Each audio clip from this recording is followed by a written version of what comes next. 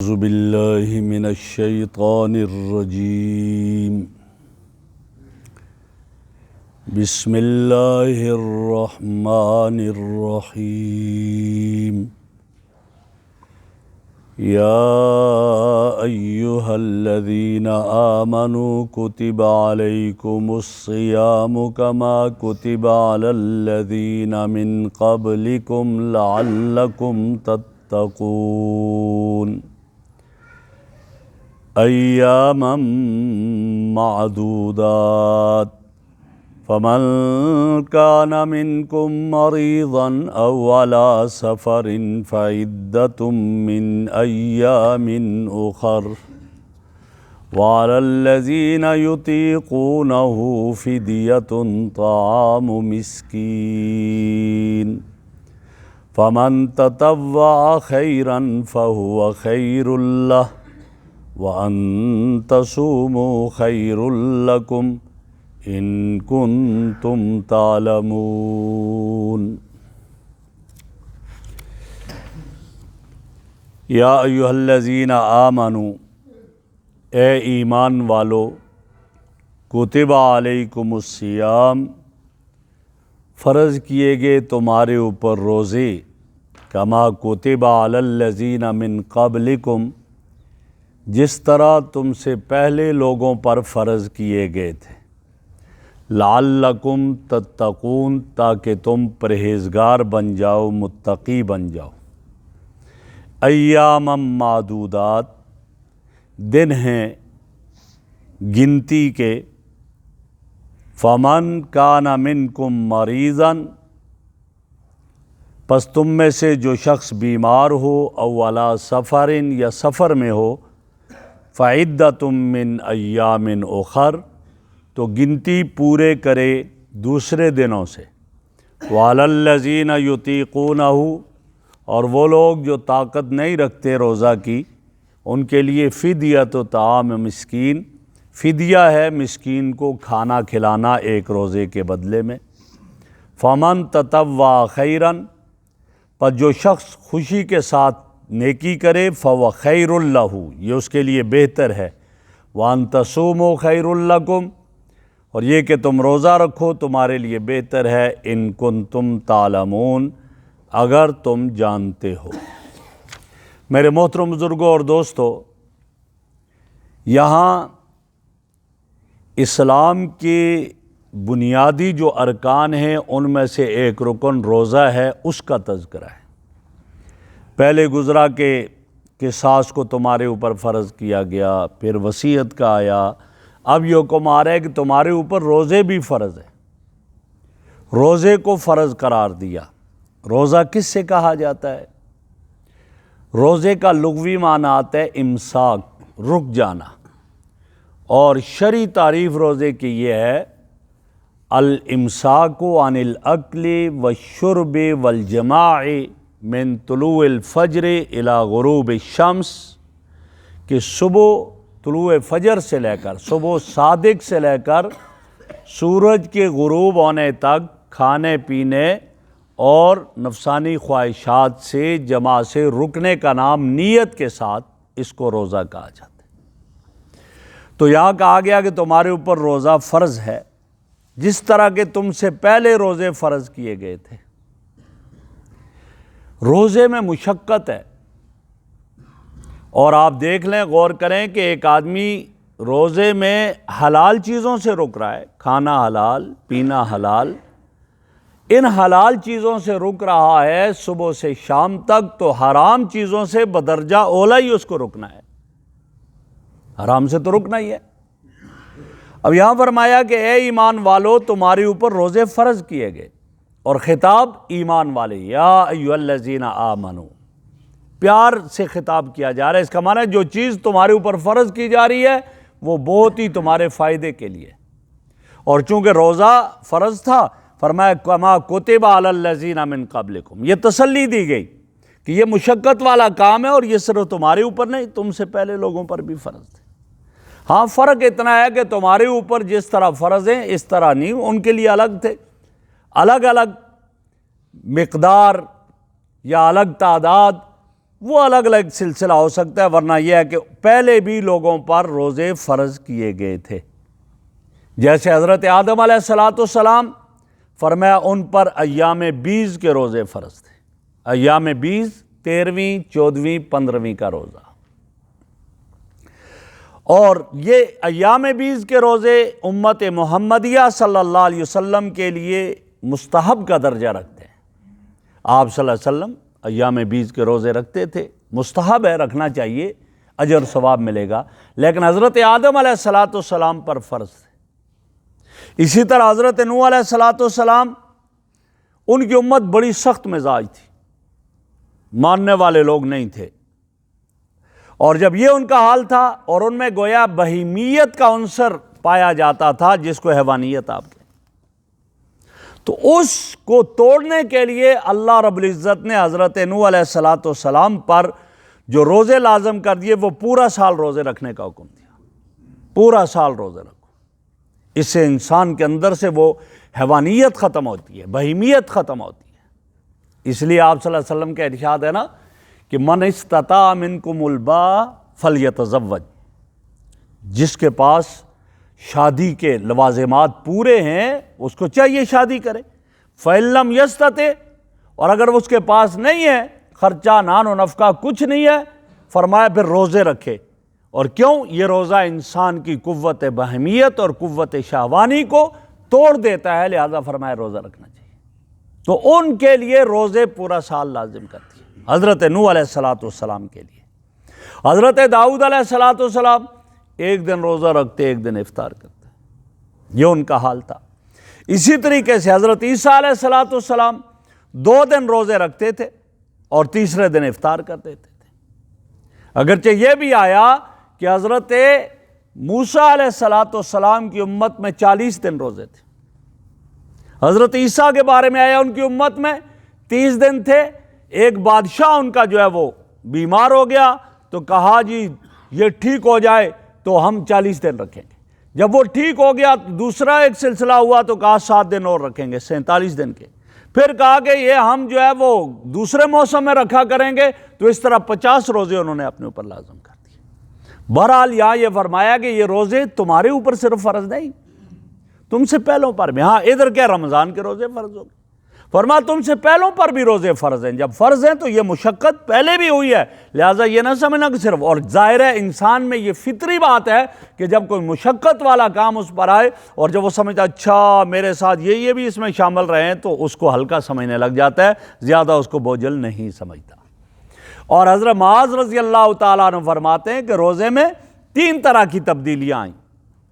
ابتدا میں جو روزے فرض کر دیے تھے، لازم کر دیے تھے، فرمایا وہ روزے ایام بیز کے روزے تھے اور عاشوراء کا روزہ، اور اس کے بعد ان میں تبدیلی آئی، اور وہ کیا؟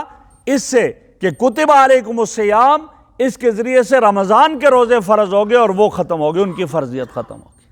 لیکن ان میں کیا تھا؟ آگے آئے گا، آسانی کیا تھی؟ جو رکھ سکتا ہے رکھے، جو نہیں رکھ سکتا فدیہ دے دے، یہ پہلے تھا۔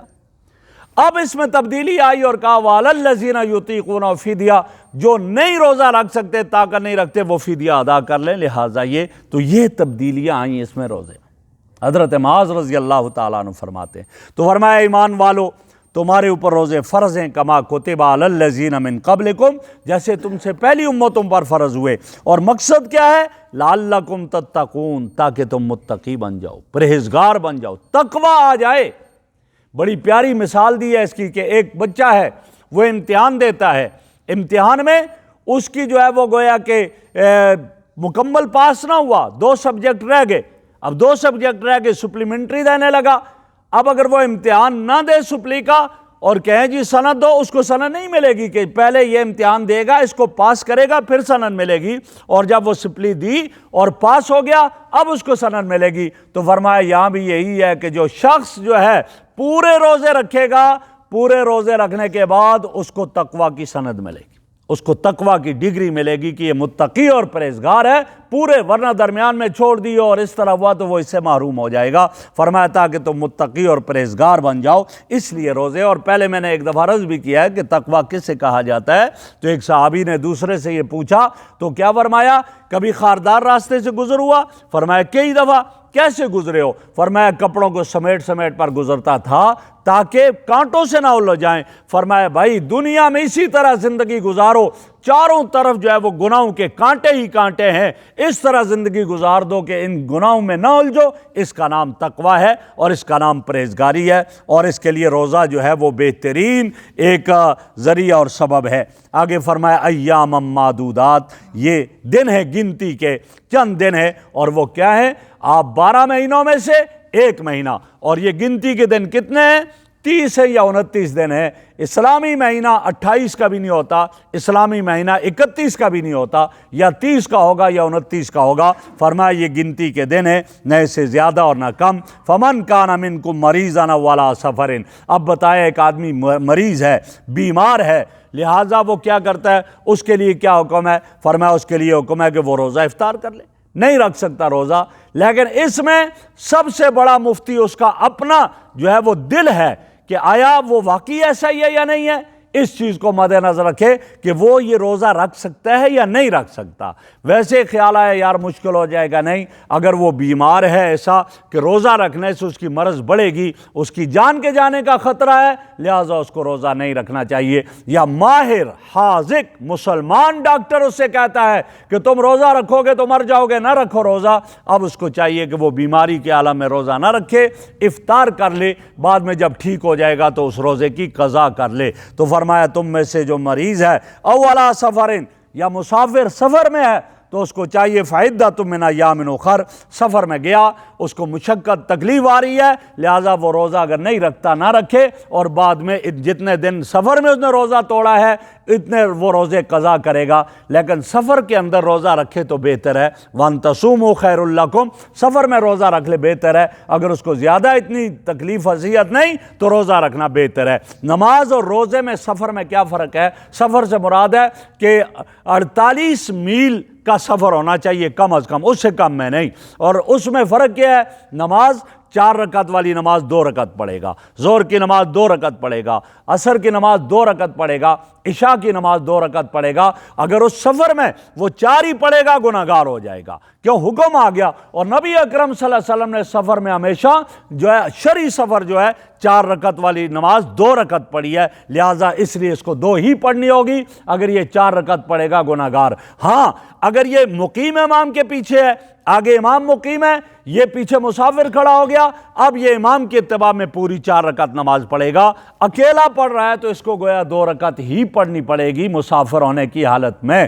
لیکن روزے کے لیے کیا کہہ دیا؟ روزہ رکھ لے تو بہتر ہے، اچھا ہے رکھ لے، اور اگر روزہ نہیں رکھتا ہے افطار کر لیتا ہے تو پھر بھی کوئی حرج نہیں، کوئی گناہ نہیں، لیکن یار روزہ رکھنے سے یہ گناہ گار نہیں ہوگا۔ فرمایا ان تصوموا خیر لکم، اس لیے کہ میرے نبی صلی اللہ علیہ وسلم نے سفر میں روزہ رکھا ہے۔ جب سفر میں آپ سے روزہ ثابت ہے تو لہٰذا سفر کی حالت میں روزہ رکھ سکتا ہے۔ تو فرمایا کہ فمن کان منکم مریضا، تم میں سے جو اس رمضان میں بیمار ہو، او علی سفرین، یا مسافر سفر پر ہے، فعدۃ من ایام اخر، اور وہ نہیں روزہ رکھ سکتا، افطار کر دیا، تو پھر گنتی پورے کرے دوسرے دنوں میں، جب تندرست ہو گیا، جب مقیم ہو گیا، ان دنوں میں روزہ رکھے۔ وعلی الذین یطیقونہ فدیۃ طعام مسکین، وہ لوگ جو طاقت نہیں رکھتے، اگر اس کو یوں کیا جائے، وہ لوگ جو طاقت رکھتے ہیں وہ فدیہ ادا کر لیں، مسکین کو کھانا ہے 1 روزے کے بدلے میں، تو کہا جائے گا یہ ابتدا میں تھا، جب روزہ فرض ہوا 2 سال تک یہ اختیار دے دیا،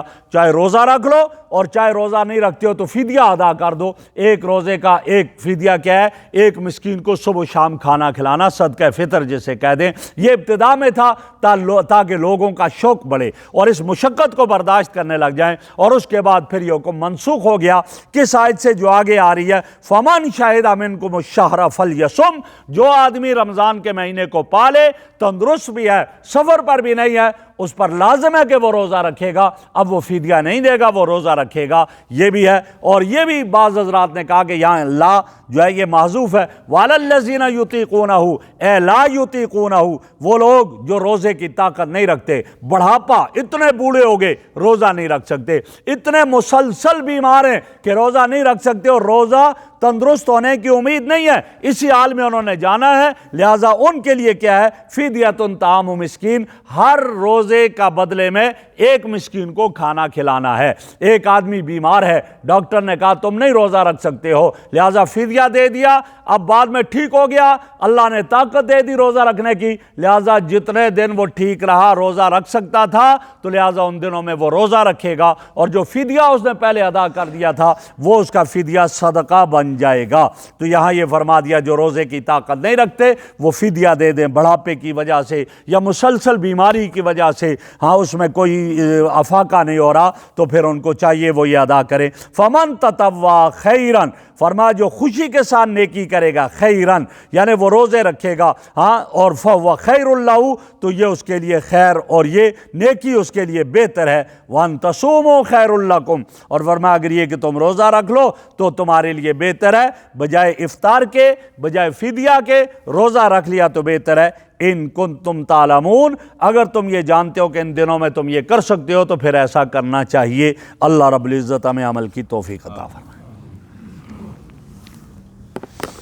الحمدللہ رب العالمین والعاقبۃ والصلاۃ والسلام علی رسول محمد سبحانک اللہم وبحمدک نشہد ان لا الہ الا انت نستغفرک ونتوب الیک نستغفرک ونتوب الیک صلی اللہ تعالی علی خیر خلق محمد وآلہ وصحبہ اجمعین برحمتہ۔